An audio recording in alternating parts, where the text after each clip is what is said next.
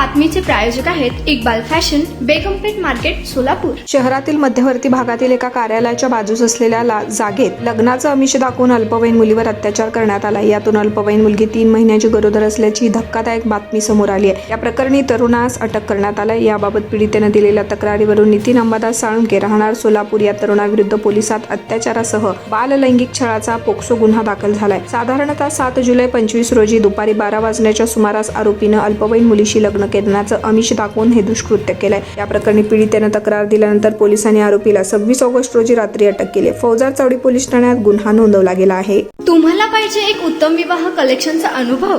सोलापूरमध्ये एकाच ठिकाणी सर्व काही मिळायला हवंय।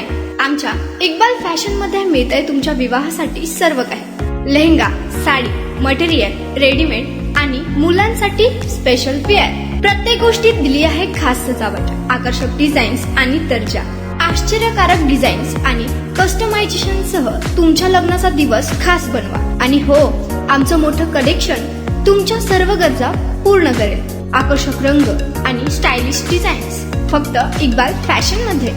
इक्बाल फॅशन सोलापूरचा अग्रगण्य विवाहासाठीच्या कलेक्शनसाठी आणि तुमच्या सुंदर दिवशी आणा इक्बाल फॅशनचा स्पर्श।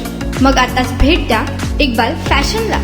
आमचा पत्ता बेगमपेठ मार्केट, सोलापूर।